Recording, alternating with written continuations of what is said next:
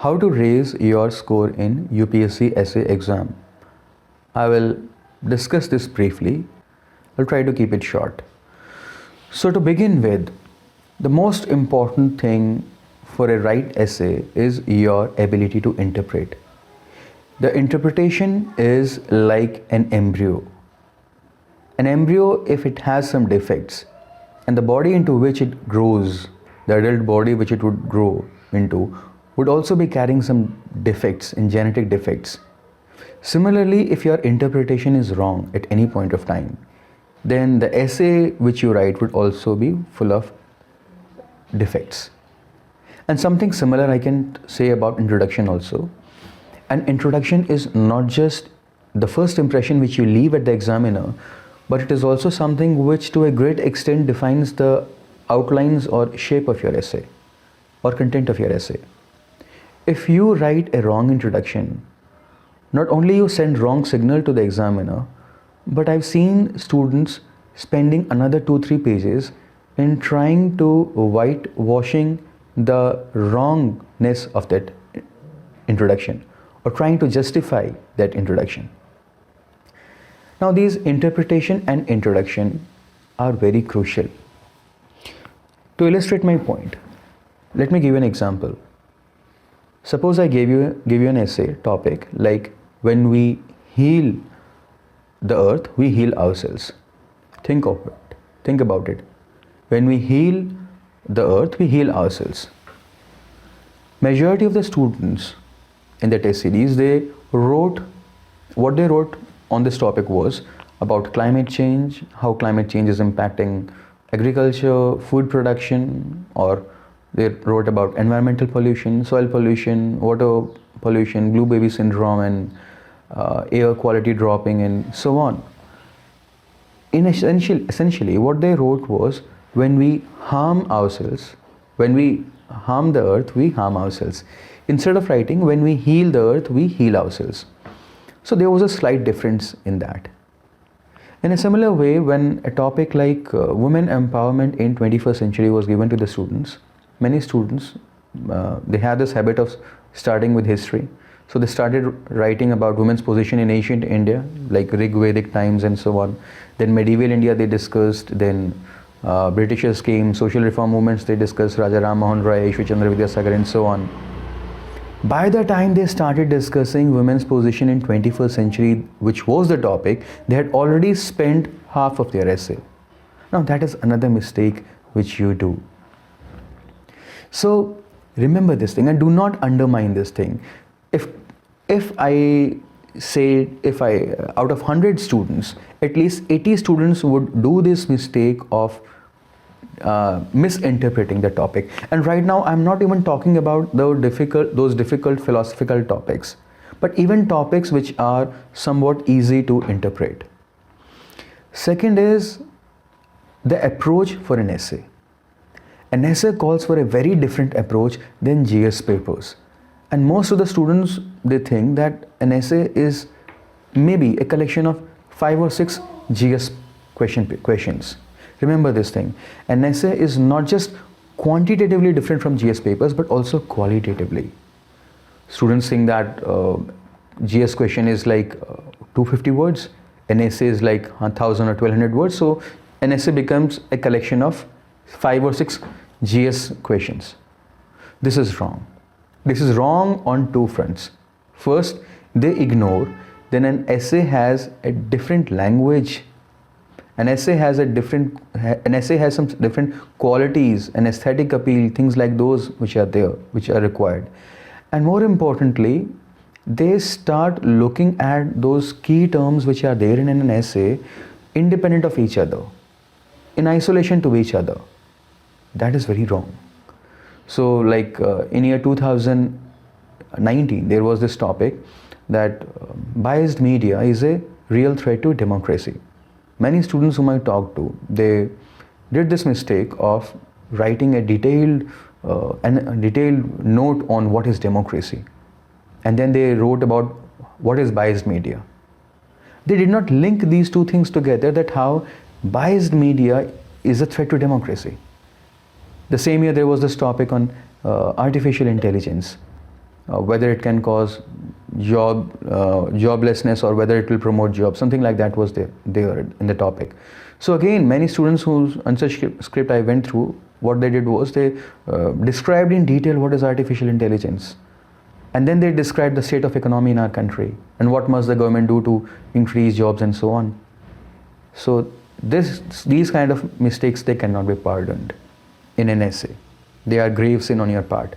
And you start doing them, especially when you come with this preconceived notion that an essay is a collection of 5 or 6 GS papers. No sir, it is not like that. It is definitely not like that. It is qualitatively different. And remember, just like a husband and a wife, when a man and a woman marry, they become a new entity in itself. They don't remain independent units. In a similar way, the terms in an essay, they are not independent terms. You have to link them together, especially how the topic defines them. How the topic defines their relationship, you have to look into those things, and organically you have to talk about them. It should not look like that your essay has 4 or 5 parts, this part, and they have no link to each other. It should not look like that. This is not something which happens in a work of literature. Next is, we can talk about language. I was telling you that the language in an essay is very different from the language which we use in GS answers. In GS answers, while we try to keep the language crisp, while we try to hit the bull's eye in every point, while we try to minimize the number of words because we are running short of space and time, but in essay the things are different. Usually there is no time crunch. Words, there are 1,000, 1,200 words, luxury of words also. And most importantly, it is the nature of an essay that we tend to create, we tend to be creative, we tend to describe the things. We try to be innovative, we try to keep the essay engaging and interesting. An essay is somewhat a piece of literature. An essay is not a report writing. Remember this thing. Many students, they write an essay as if they are writing a report. No, that is wrong. An essay should be engaging. An essay should be like a semi-digested piece of stuff. It should be like half cooked and half raw, something like that. It is not something which is very refined. It is not something which is very much processed form of information. No. An essay has some rawness in it. Somewhat raw, somewhat cooked, as I said, and somewhat semi-digested. Now, again, there are some problems here. These things which I'm telling you, they are seen by students very differently. Some students look at it differently and others look at different. And also one thing I can add here, that when I say creative use of language, it obviously does not mean that using very complicated language. No, you don't need to use very complicated words, but using a good vocabulary definitely helps you. It sort of gives an impression that you're not repeating the things, even when you might actually be repeating the points. But more importantly, what I want to tell you is that be creative with the usage of words.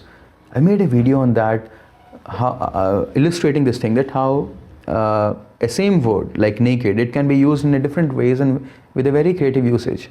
For example, this word naked, everybody knows its meaning. Now, if I say things like this, that we should not leave our farmers naked in front of the exploitative forces of MNC markets, then the meaning of naked, it creates some kind of imaginations and visualizations, which is very important and which increase the aesthetic appeal of the essay. Somewhere in the essay, I don't say every line, but somewhere in the essays, you should be using these kind of lines. Such as if you are writing an essay on international relations or borders, you should be using words like borders should not be completely opaque. They should have doors and windows through which men and goods and culture and ideas they can transfer. So in this way, these doors and windows do not have the literal meaning, but they have some other meaning, meanings which lies beyond the surface. You have second layer of meanings also. So this kind of creative usage of language is something which you can do. There are some other literary devices also which you can use, like asking questions, rhetorical devices which we say. And trust me, it's not that they're very complicated or you need a background in literature or years of practice to do that. You can develop those things in a limited period of time also. The point I would say is that you should practice essay writing. Do not take things for granted. Don't think that just because you have a lot of knowledge or content for GS already with you, then you will be able to replicate those things in essay also. No. Pay attention to the art of essay writing, and before you walk into the exam, write at least 5-6 essays by yourself, at least. And if possible, try to get them evaluated through some credible test series, if possible. But if it is not possible, then you can get it peer reviewed also. A good test series or evaluation, it acts like the speedometer on your car device. Suppose you are traveling through a car, and you don't know what is the speed of the car, then it will be problematic. It will be difficult to drive. So in a similar way, a test series or a good evaluator, he tells you your shortcomings, or in which direction you are going, or what is the speed with which you are proceeding, or what mistakes you might be doing. It is like a mirror in which you see and apply makeup on your body, or you shave yourself, your hair, your facial hairs and so on. Because you are constantly able to see, okay, in which direction I am doing, how much further I need to do and so on. But remember this thing, that it must be credible, because a wrong evaluator, like a wrong speedometer or a distorted mirror, can further mess up the things. Now, more things if I say, that I was talking about the language component, the aesthetic appeal in the essay. More things if we talk about, you should stir up the emotions. You should pour in the emotions. Many students, they write dry essays which are dry. Even when there is a lot of scope for you to stir the emotions of the person. Like last year there was this essay on patriarchy, patriarchy being an important form of social inequality. Or there was this some essay on social injustice. Now when you have to write on topics like these, social injustice or poverty or patriarchy or problems related to women and so on, there is a lot of scope where you can stir emotions of the reader. Like when you're talking about patriarchy, you could be talking about child brides or teenage girls, underdeveloped girls who are not even biologically prepared for marriage, and then they are sold. They are sold into marriage in backward regions of the country, and they are forced in a certain way. They are forced to sleep with old men who are actually their buyers in the name of marriage. So these kind of things are taking place. So this kind of visualization and stirring of emotions, it adds to the charm of your essay. It makes it look distinct from others. But again, I would add a caveat here. Do not overdo it. You shouldn't be creating visualizations of heinous crimes like rapes and murders to an extent that it starts looking like a Savdhan India or a Crime Patrol or a B-grade kind of movie. Don't do that to that extent. But yes, emotions you must be talking about. Your essay should not look dry, it should not look like mechanical, it should not look like a report. It should show your human face also. Also, I will add one thing here, that if you further want to score beyond, one more tip I can give you is that try to contradict yourself. So, if suppose there is an essay on education system, like in year 2017 there was an essay topic like this, that destiny of a nation is shaped in the classroom, something like that there was. So when you're talking about education system, writing an essay on education system, in the first half, talk about importance of education system, glorify that education system, that how important education is a passport for success, education is something which liberates you from chains of slavery, education is crucial to increase the GDP by leaps and bounds and so on.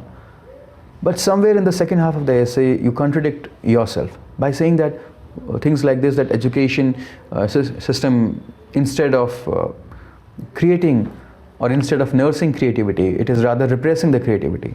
It is emphasizing on rote learning.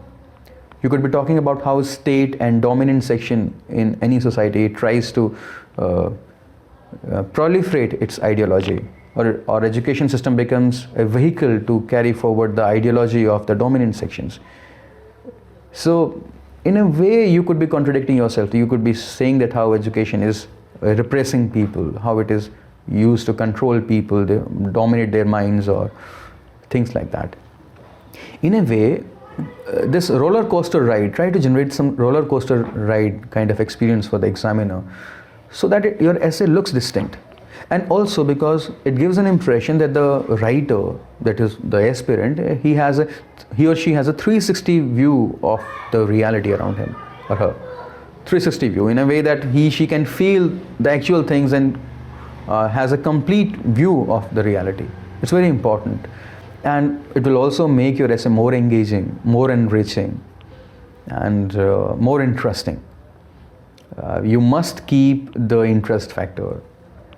An essay must be interesting. It must be interesting for the examiner to read, because at the end of the day, examiner is also a human being. He is not necessarily going to be objective. He is also a human being. He will also be subjected to some extent, and the more you can strike a chord with his emotions, it will be easier for you. Now, you must be able to create the image of examiner, who is your ideal examiner.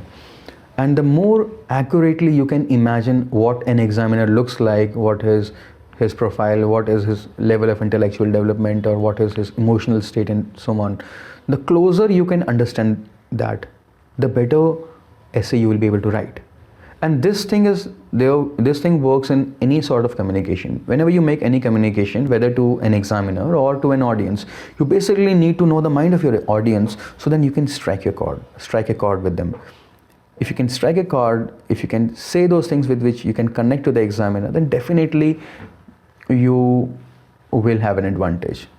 Like most probably your examiner in UPSC is going to be either a middle-aged man or a senior citizen, a man or a woman, basically a grown-up person, a very mature person.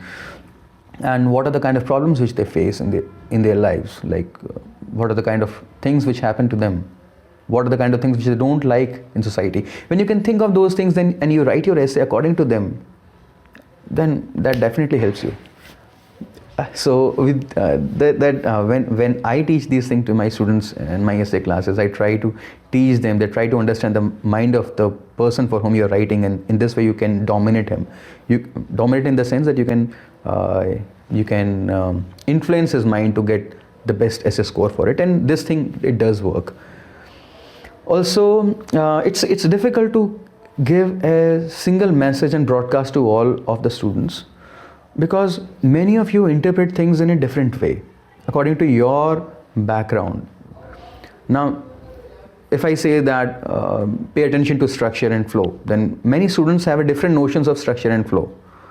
And so some students, in the name of keeping structure and flow, their obsession with structure and flow, it impedes their creativity and diversity of thoughts. So that should also not happen. And suppose when I was saying here that be descriptive in your essays,